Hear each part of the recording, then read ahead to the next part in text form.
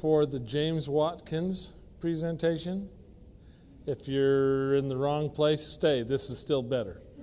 And I speak from personal experience. I've known James for a very long time, and let me just give you a quick rundown so I don't take much of his time. He's a ceramic artist, been working with clay for over 30 years. His work is included in the White House collection of American crafts and the Shigaraki Institute of Ceramic Studies in Shigaraki, Japan. He is a Paul Whitfield Horn Professor. That's the highest honor that Texas Tech University may bestow on members of its faculty. This is granted to professors in recognition of national and international distinction for outstanding research and other creative scholarly achievements. He is taught in he is presently teaching in architectural ceramics and architectural delineation in the College of Architecture. He is a recipient of the Texas Tech University President's Excellence in Teaching Award. He is a 2005 Fulbright Scholar teaching in Vietnam and Ho Chi Minh City in the University of Architecture. He is the author of 2 books. His work is the subject of the book called Meditation of Fire by the art of James C. Watkins. Awesome book. You need to get that. He does probably the most gorgeous double-walled vessels and large architectural pieces I have ever seen in my life. Will you please make sure your phones are turned off? No distractions for you, your neighbors, when you're listening to James. And will you please join me in a wonderful round of applause and greeting for James Watkins. Okay.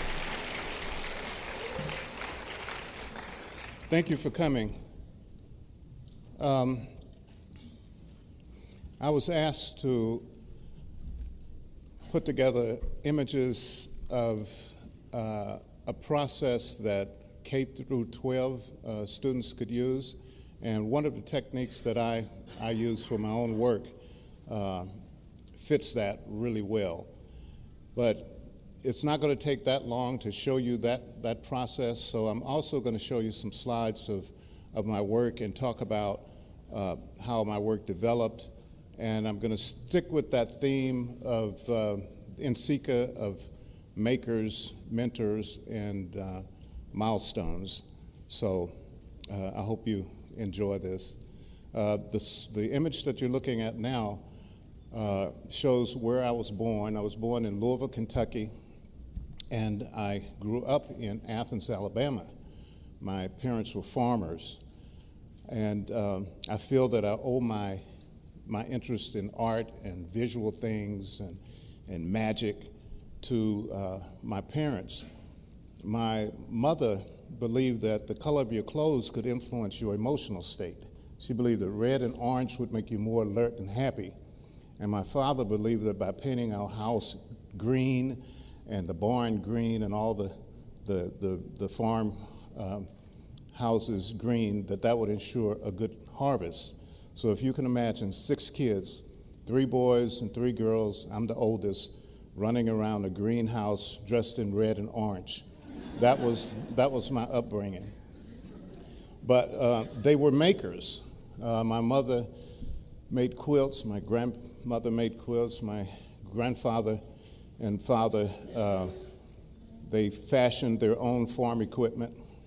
So I grew up in a family of makers. I went to undergraduate school at the Kansas City Art Institute here in Kansas City, and then graduate school at Indiana University. I grew up in Alabama during the time of the 50s and 60s when it was very lots of conflict and strife. And then I came to Kansas City. In Alabama, I went to all segregated school, came to Kansas City, and I was in heaven. I studied with Ken Ferguson, Victor Babu, Jackie Rice, Mark Ferris, and it was just an amazing, amazing opportunity. I was so impressed, and I knew that this was a great opportunity. I'm so proud of myself that I knew that where I was something special. So I absorbed everything, and I went to school all year round. And when it was time to graduate, Ferguson called me into the office, and he said, "Jim, it's time for you to graduate, and you're going to have to leave." And I was so upset. I wanted to stay, and he said, "I want you to go to graduate school at Indiana University." So just to show you the kind of person that he was, and talking about mentorship, he got on the phone and he called John Goodhart and Carl March, who were the head of the ceramic program there, and I was in the office, and he said, "I have Jim Watkins here in the office," and I don't like to be called Jim, but you know, if anybody knew anything about Ferguson, he could call me anything he wanted to, as long as he was talking to me. So he said, "I have Jim Watkins here in the office, and I want him to go to graduate school at Indiana University." And he said, "I want you to send him a packet." So they did. I filled it out.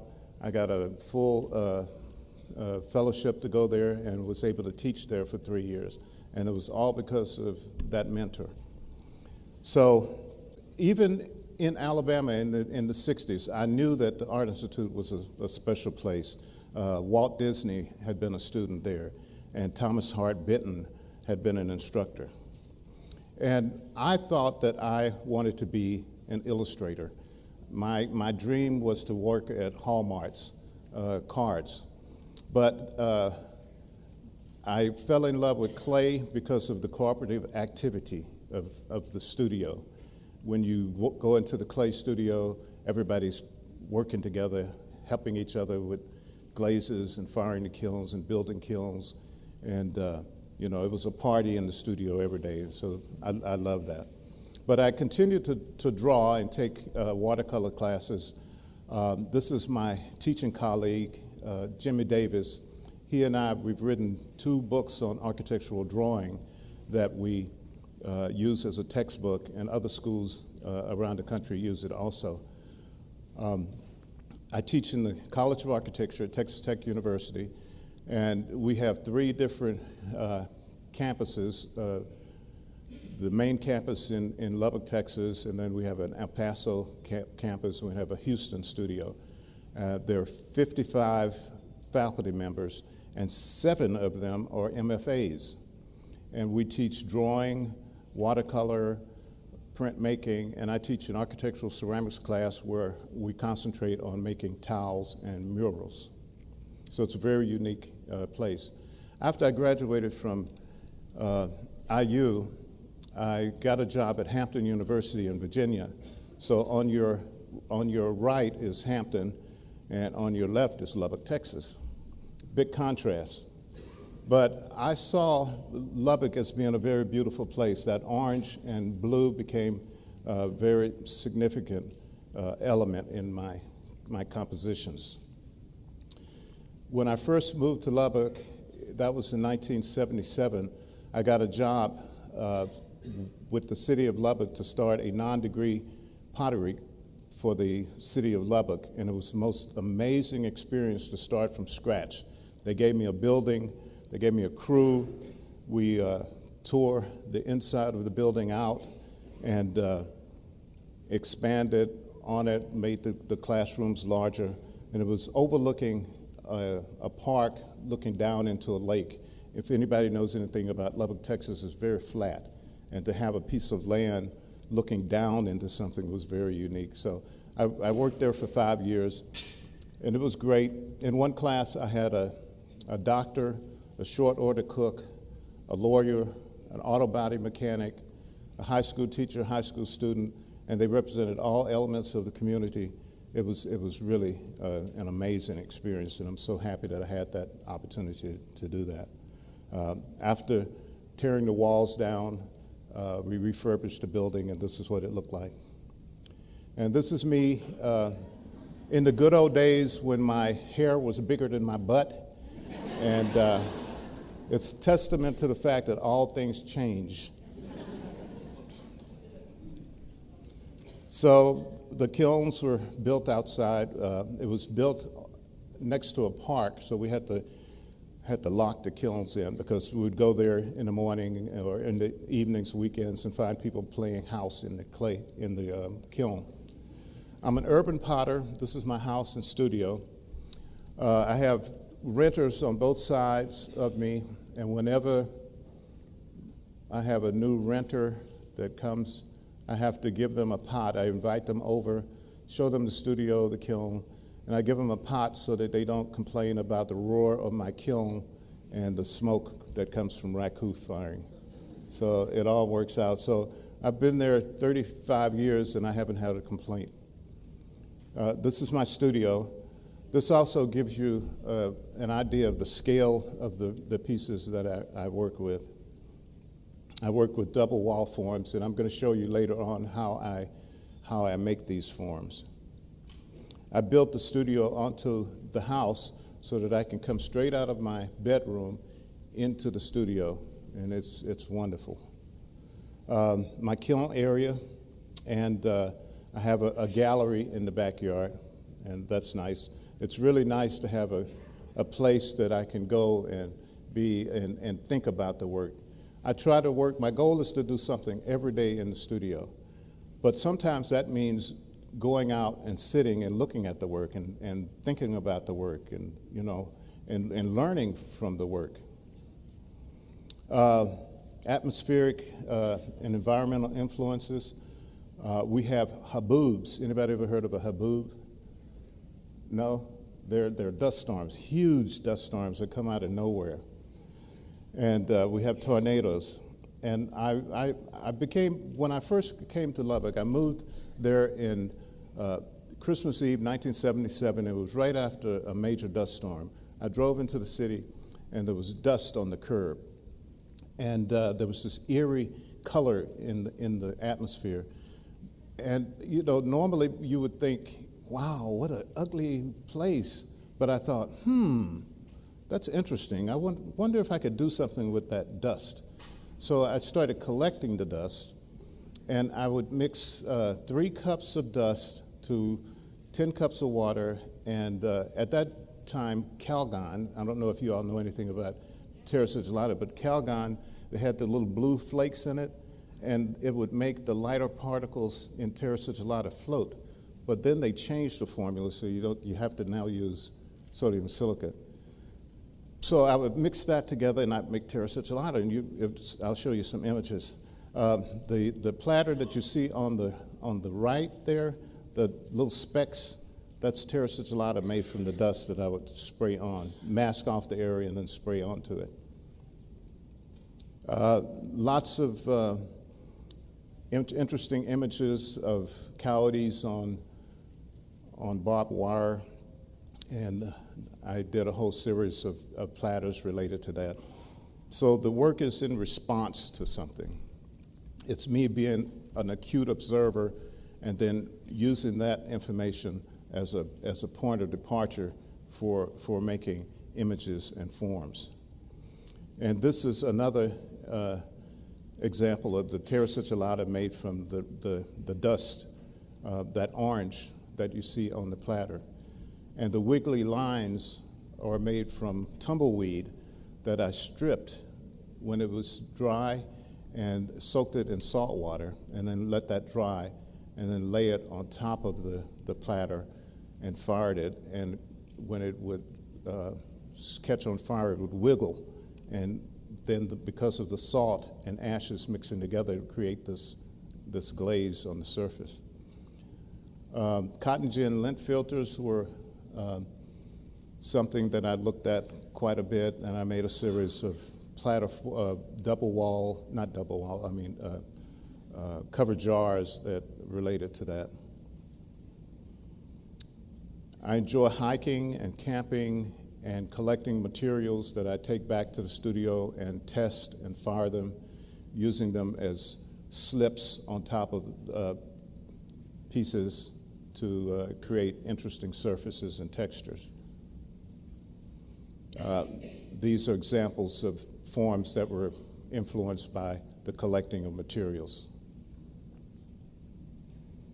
And also this one. The platter on your left, when I took it out of the kiln, my daughter, she was 5 years old, and she said, yummy, Dad. That's one of the best compliments that I've ever received. She thought it looked like a big cookie. This is another place that's been very influential in my work. It's called Rattlesnake Canyon. And if you look at the map and you find Lubbock, Texas, and you go all the way down to Mexico, you get to the Rio Grande, and this is where you'd be. It's a canyon that has pictographs that are 4,000 years old, made by natives. So I'm going to tell you a story real quick. The owner of that land donated the land to Texas Tech University because of the pictographs. His daughter was a museum science major, and she wanted to know if artists would be influenced by going to this place. And if so, she wanted us to make art, and then she would curate a series of exhibitions. So she gave each one of us a hand-drawn map, and we were supposed to get there by going back roads because she wanted us to see the landscape. And so I left very early in the morning. I wanted to beat everybody. So I'm driving along, and it's beginning to get dark, and I think I'm lost. I can't find anyone, and I come across a group of cowboys herding sheep, Angora sheep, goats, and I get out to ask for directions, and they don't speak English. So I think I'm lost. I'm in Mexico, and maybe I'll have to stay in my van and sleep all night and go back home the next day.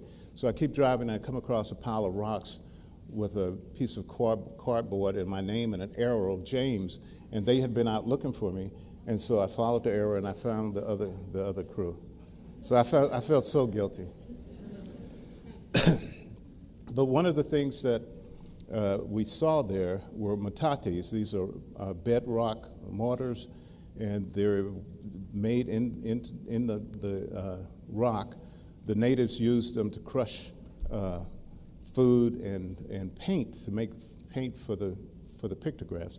So my first impression was to make a series of forms that had this hollow shape into it.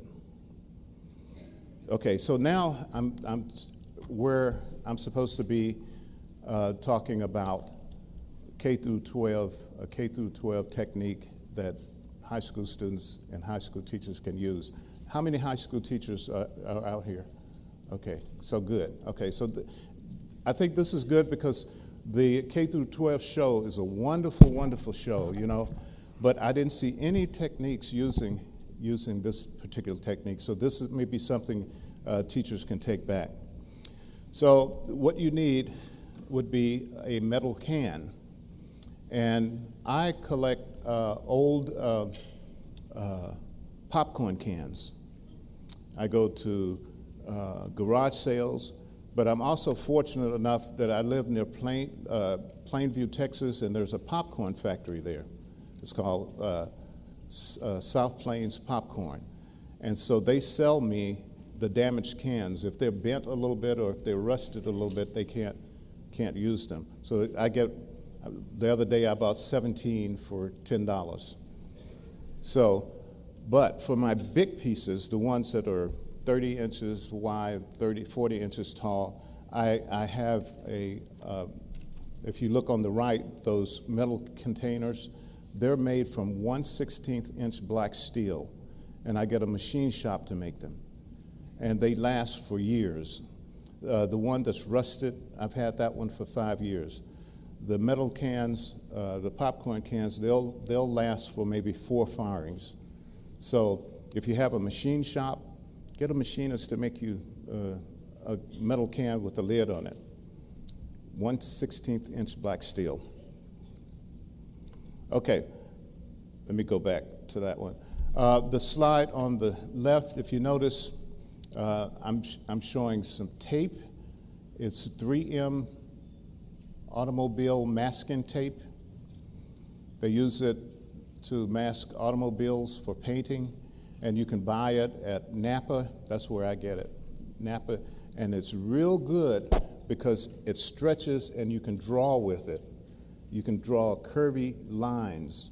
You can make circles, perfect circles. And it's very, very sticky. On bisqueware, it sticks very, very well. And also stencils that you can buy at Michael's, or you can have your students make stencils by taking sticky back labels and draw on them and then cut out the shapes and stick them on the pieces to get unusual images. So this is the formula. This is my secret formula.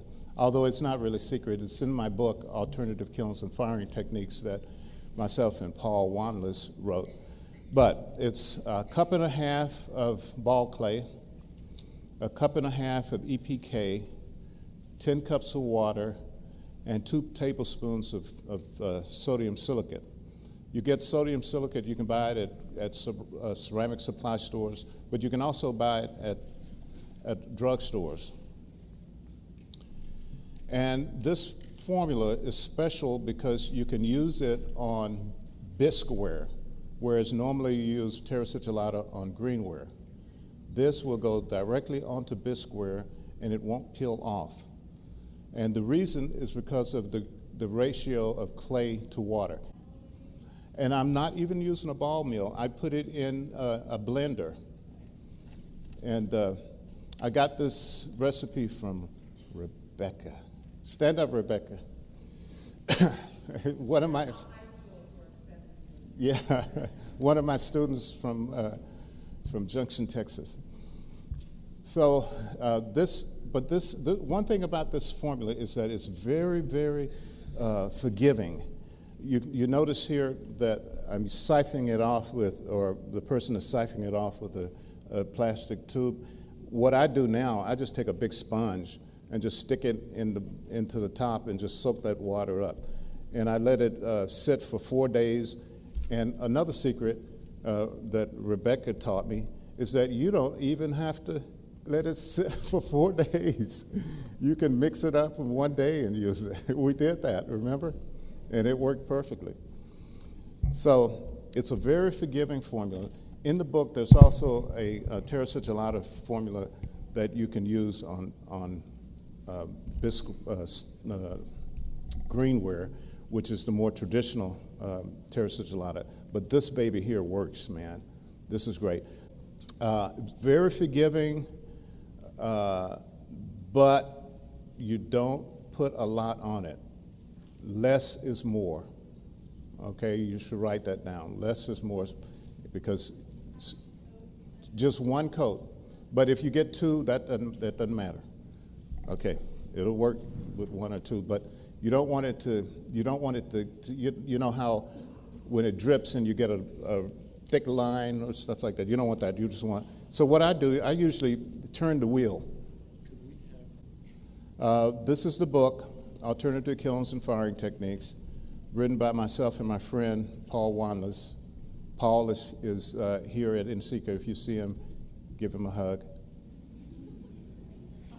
And we've had a lot of success with this book, and it's also been written in German. And it's really neat to get emails from German people asking questions about techniques in the book. So this is how I start. I like to draw on the pieces, and I use a protractor that I put tape under the bottom of it and then tape on the top of the pot, whether it's a bottle or a platter or whatever. It's an interesting way to divide shapes to get equal divisions. So it could become a math project or a geometry project.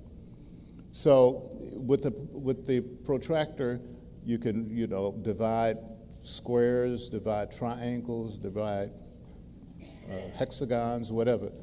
And I just eye the point and then take a line down to the piece and make a mark. And then just divide it up equally all the way around. There's many, many divisions as you want. And then I take tape, stick it on the circle, the dot, and then take a compass and make circles. You can make vertical lines, circles. example of the tape so that you can see the 3M. It's important that it's that particular color, and it comes in 4 different sizes so that you can use line weight. You can play with line weight. You don't have to just use one line size. So then you can see that I'm making circles, and it's very sticky. It even will stick on greenware, but it's best that it sticks on bisqueware. And using stencils, just the cheap stencils that you buy at Michael's, and as I said earlier, you can make your own stencils. And then I put the terra sigillata on, and usually I just turn the wheel so that I don't get a whole bunch, so you don't want it to be thick. And then I buff it. I buff it with either a chamois or an old t-shirt, but the best, and this is a secret, Walmart plastic bags. And for some reason, they work better than any of the other plastic bags. And this comes from trial and error. And when you buff it, it begins to shine a little bit. Students would love doing that kind of stuff. So here I'm just buffing it. And then on this one, I'm using cheap stencils from Michael's. They are musical notes. And I made this for my grandson. My grandson is 9 years old, and he's hearing impaired. He had 3 bouts of meningitis, and so he hears with a cochlear implant and a hearing aid. But he's a fantastic musician. He doesn't have a speech impediment. He plays piano, he plays trumpet. He's 9 years old, so I made this for him. And you can see I buffed it. You see the little sheen on the top? And you just put the terra sigillata on, peel the stencils off, and I'm wrapping it in toilet paper. And institutional toilet paper works the best. Don't buy expensive toilet paper. Go to the dollar store and buy that real cheap stuff. It works better. And so I'm wrapping it with the toilet paper and putting it inside the metal can.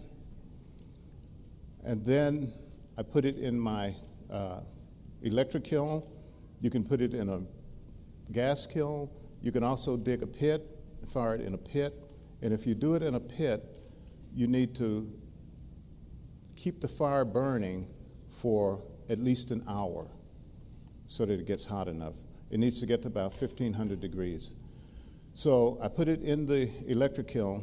I put a shelf on top because it fires fast, and I don't want the force of the smoke to push the lid off. So you need to put something on it just to keep the lid from pushing off. And in the electric kiln, I turn it on high.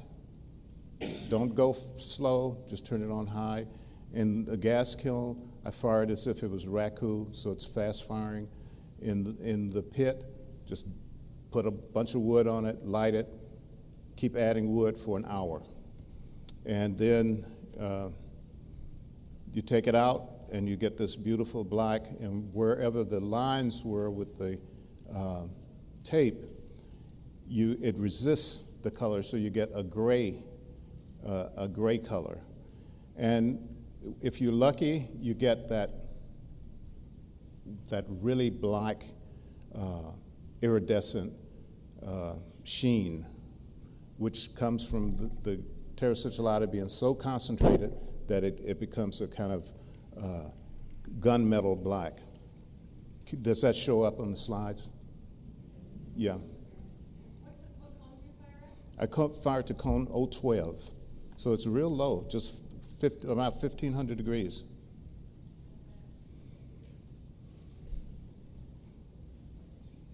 I think it's real beautiful, and I think kids would really enjoy working that way. And it's so quick and so spontaneous, and even if they were using towel pieces that everybody was working with one towel that was uniform, they could make their own elements, their own shapes, and own designs in drawing on sticky back paper and creating stencils. Yes? Sorry.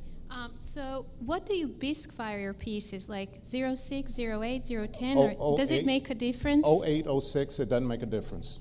Yeah, 08, 06, 010. Yeah. What type of clay body are you using? You can use any kind of clay body, but It's a white clay though, right? it's a white clay, it could be a red clay, it could be any kind of clay. Okay. Yep. Porcelain even works. It's just, punky, it doesn't, it's not vitrified. Yep.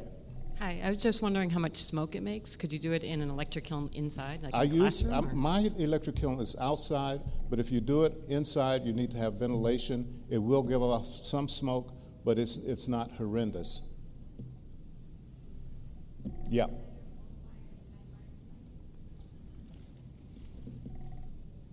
It doesn't matter low fire clay or high fire clay. It doesn't matter if it's high fire or low fire. No. Any kind of clay body works well. Any other questions before I go on? Yeah. Instead of using tape and stencils, could you use wax resist? You can use wax resist. Yeah, in the book there's some examples of people using wax resist. Good question. Yeah. Come over. Do you put any chemicals? No, I don't put any chemicals in because, especially when I'm firing in the electric kiln, because if you put salts, it will corrode the elements. The other thing is you don't want to use a galvanized can, because the galvanized cans are made with zinc oxide, and when you fire them, it gives off a zinc gas, and it'll also turn the pots kind of milky white. So you don't want to use galvanized metal cans. Any other questions? Okay, so that's what I have for K through 12. For more advanced people, I'm going to show you something else. These are teapots, and I'm giving homage to one of my heroes, David McDonald, who does carved work. He's looking at African images, and I'm looking at cotton gin or cotton field furrows. This is what I see every day in my area. It's the cotton capital of the world. And the cauldron forms and the black interest in the black forms come from my experience of growing up with my maker mother and grandmother, who made something called souse. Anybody know what souse is? Any Southern people? Raise your hand if anybody ever heard souse. Yeah, hoghead cheese. Yeah, and they made soap from fat and cracklings. Anybody know what cracklings is? Raise your hand. You know what cracklings. Okay, they made cracklings and they made hominy from hard corn, and my job was to keep the fire burning. So I think that may be why I'm fascinated with fire, So as soon as I started making pots, I wanted to make a big cauldron piece. And I tried making them, but I wanted them to be on feet, tripod feet or 4 feet, and they would warp in the kiln. And I tried firing them upside down. I tried making the lip real thick. So one night I had a dream. I dreamt that I was in Santa Fe, and I saw my forms, and they were double-walled. And it became a lucid dream. I reached out and I touched it, and I thought, oh, okay, I understand. So I came back and I made a double-wall pot. And these are some of the double-wall pieces fired in the metal can, the big metal can. And you can see that iridescent black gunmetal finish. And the carving on the bottom. The tool that I use is a hacksaw blade that I take a Dremel tool and I make a circle, and then because the blade is flexible, it cuts through the greenware like butter. And then I mask off the area and sandblast it so I get a contrast of textures. Yes? I was wondering how did the double walls solve the foot warping problem, or are those double It's an walls? engineering thing. It makes it stronger, and I guess the two walls together keeps it from warping, you know, so they hold together. Yeah. The bird images come from observing sandhill crane that migrate in my area. They do a wonderful mating dance, and they have a otherworldly sound. Anybody ever heard sandhill crane? Yeah, they're amazing. So that's where that's coming from. The circles are coming from looking at the crop circles when you fly over Lubbock, Texas. I did a architectural ceramic piece for the hospital in Lubbock. We have at the university hospital. We have a 1% for the arts program at our school, so any building that's built on campus, any renovation on campus, 1% of the cost of it has to be used for art.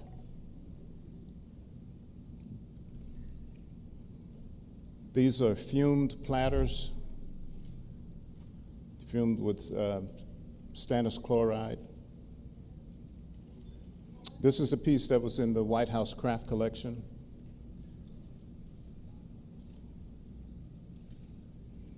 And this is a book that my two friends and I put together for a 20-year retrospective show that I had.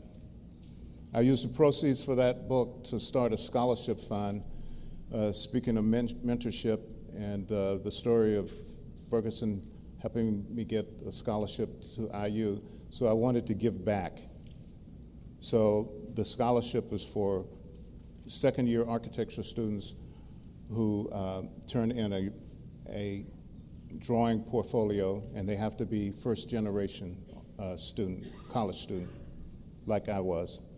This is how I start the double wall pieces. I start out with a bowl of clay, a ball, and make a bowl shape, and then I put a coil of clay on the inside.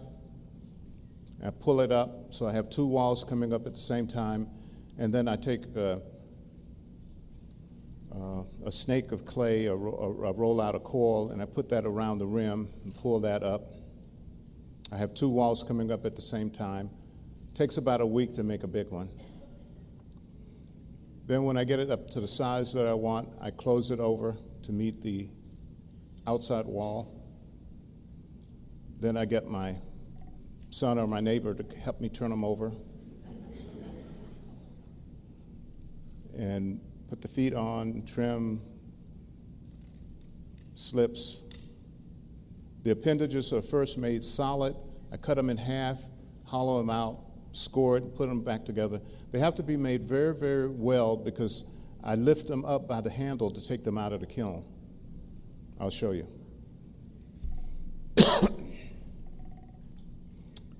I have a fire suit and a pair of gloves that have a metal mesh that goes over the top so I can reach in the kiln at 1900 degrees and pick the pot up, but I have to do it in 10 seconds, so I count. 1, 2, 3, 4, 5, 6, 7, 8, 9, 10. And if I don't get it in by 10, I'm on fire. So I have my someone there with a hose to. I never do it by myself. But I'm saging. So I don't know how long I'll be able to continue doing that. Notice I said saging. Yeah. So this is what it looked like after it came out of the kiln. But it gives you an idea of the scale of those things. Again, the metal container, I want to show you another technique that I use for the metal container. You know the spectrum glazes, they have them on sale I use those glazes, they're low temperature cones glazes. So I glaze the pot, okay, and then fire it, and it's real shiny. But then I wrap it in toilet paper and put it back in the metal container And this time I take it to cone 017 and I hold it for an hour. And what that does is it makes the glaze craze. And you get this wonderful crazing. I think that is so beautiful. To me, that's so luscious. I just love that. What do y'all think? Is that cool? I think that's cool. Huh? Go ahead. And then another technique, after I do that, then I will take gold luster. K through 12 people can't do this. It's too expensive. 100 grams of gold costs $1,000 almost.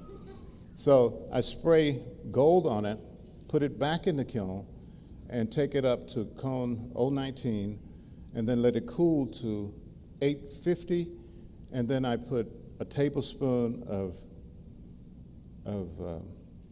stannous chloride on one side, a tablespoon of stannous chloride on the other side, and then I lower the kiln and I run like hell because it gives off a nasty gas. But this is what you get. So it's worth it, I think. I hope this is wood. I don't know. And this is also the gold luster, fumed with stannous chloride. Anybody ever tried that technique before? How many of you know about that? No? Yeah. Any questions about it? Because it might be something you want to play with. Okay. It's too dangerous, too expensive? And another big piece. And the slide on the right, I got it from Roberto Lugo Facebook.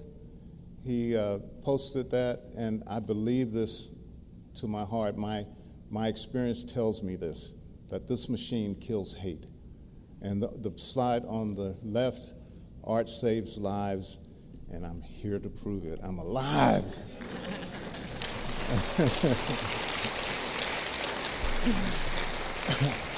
Yes. Just a quick question. Where do you get stannous chloride? Stannous chloride. You can get it at any of ceramic supply places. Oh, okay. Yeah. Thank you. Stannous chloride. I get mine from let's see, what's the name of it? The chemical supply place in Illinois. U.S. Pigment, yeah. Any other questions? Uh-huh. He's on the floor? Yeah. Uh-huh.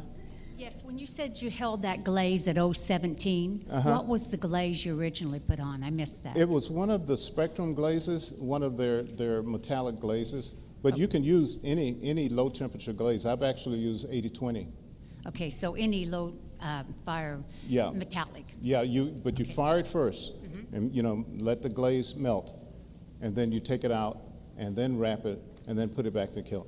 And if you put too much glaze, you have to experiment. If you put too much glaze, the bubbles would become brittle. So I only put 2 coats. And some glazes, I only put 1 coat. Okay, so you fire it first to full maturity. Yeah, full maturity. Okay. And then 17, and hold it at 1 hour, and you may have to experiment with how long you hold it too. Okay, thank you. Okay. I have to say something. It wasn't just me. It was when I went to Texas Woman's University and I had John Bro Miller as a professor. And he told me, you don't always have to have a kiln to fire a pot. Yeah. And so that's what this conference is all about, is mentoring and milestones. And we don't know how far back this really goes. Yeah, that's true. Thank you, Rebecca. Yeah.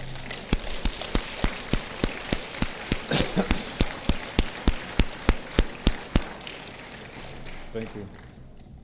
Any other questions? What's next? What's next for me?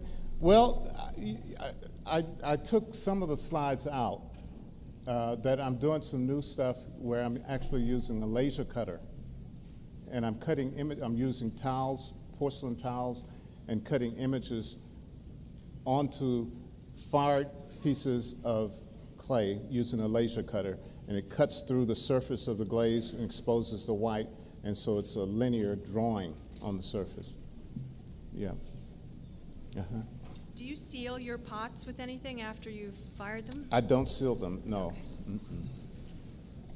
Thank you.